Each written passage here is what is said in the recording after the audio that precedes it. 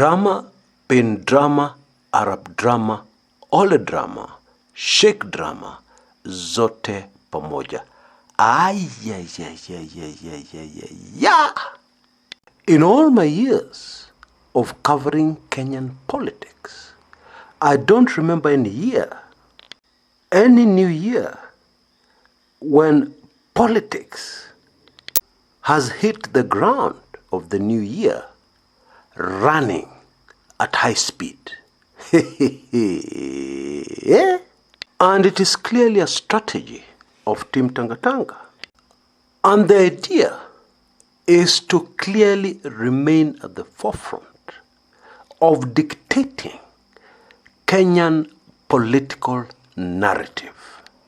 The DP Ruto team ended the year 2020 with a major rally and celebration in Msambweni at the coast, Kwale, where we saw the launch of the UDA political party, the United Democratic Alliance, and the shell-shocking defection of nominated Senator Isaac Mwaura to this party linked so far to DP allies.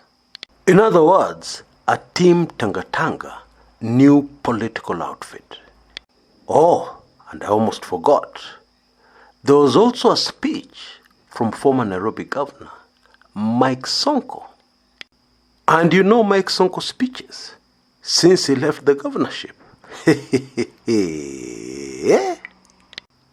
Sonko is not pulling any punches.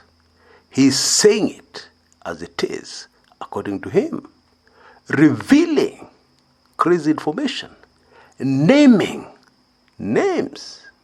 And in Msambweni, Sonko mentioned the name of a close relative of the president and linked them to the COVID haste.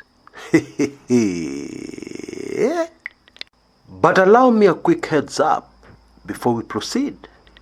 I am happy to announce that the migration of Club 1999 members from the old Yahoo Groups platform to the new Google Groups platform is now complete.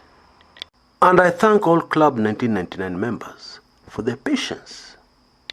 Number 2, I am sincerely grateful for the great love showered upon me, and which continues to be showered upon me by Club 1999 members and weekly intelligence briefings members.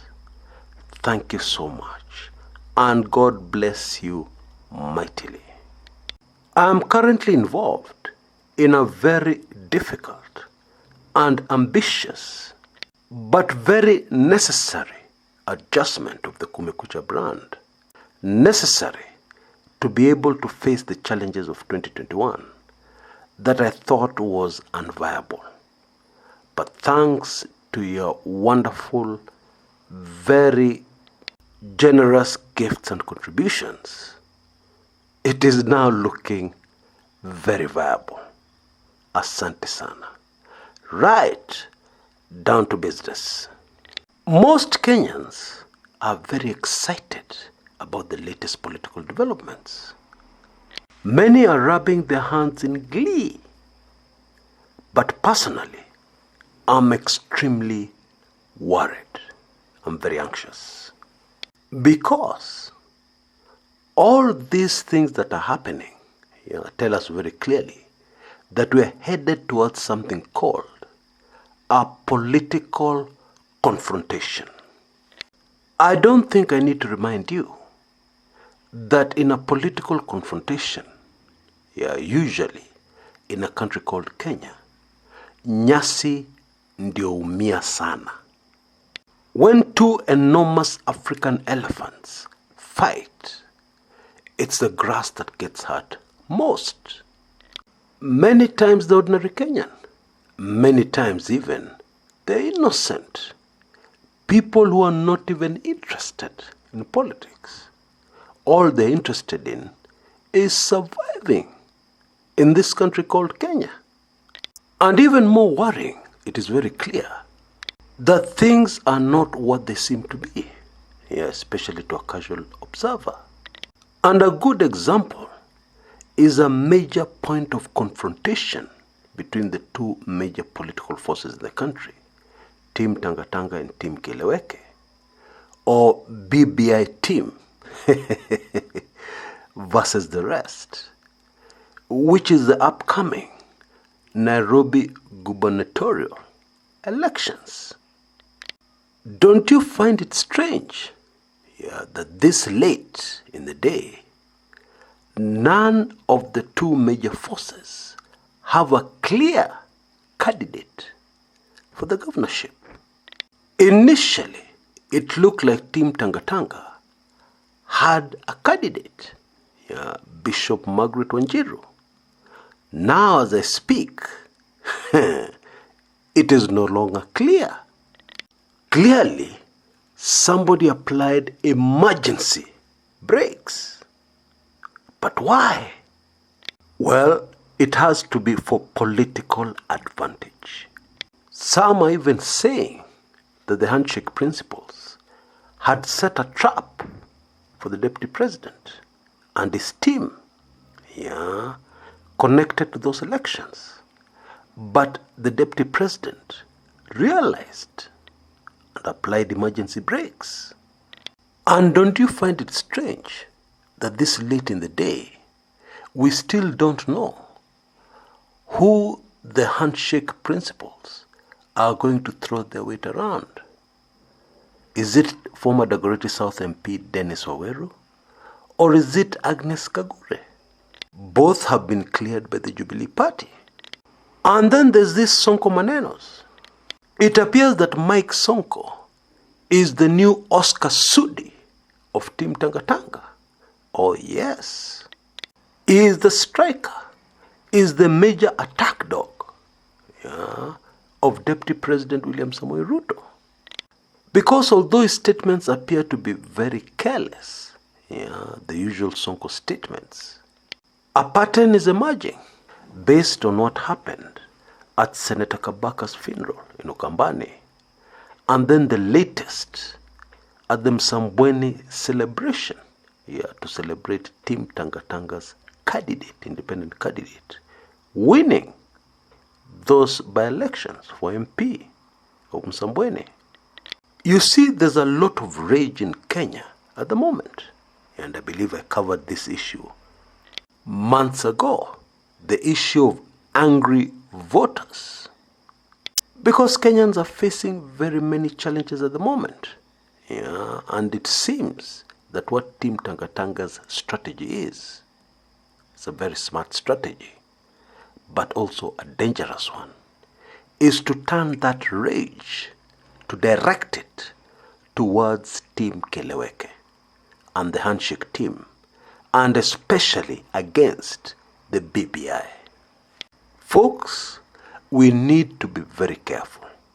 My strong advice is stay very far away from the elephants' fight, because you don't know how it started.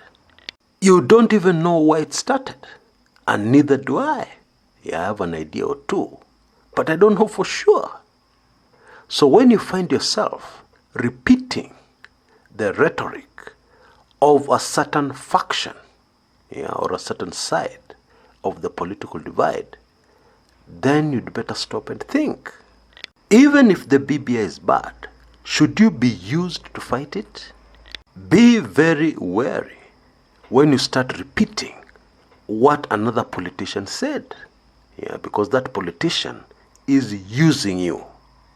Because I assure you, kikiumana, that politician will be nowhere in sight, let alone being close by to help you, to save you.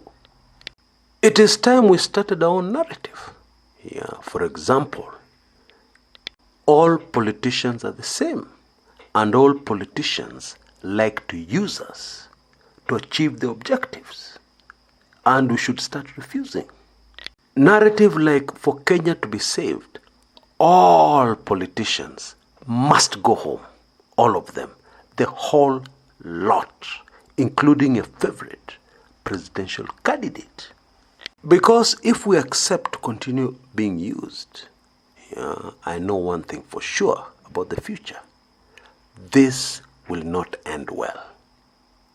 I will continue to analyze, dissect, and unpackage all these many things happening in Kenyan politics in the next few videos.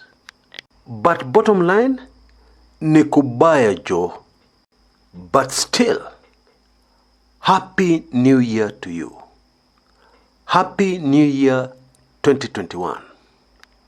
I wish you all a very prosperous and productive new year amid the coming chaos. And I wish you a new year where you will not be used by politicians. Until next time, this is Chris Kumekucha.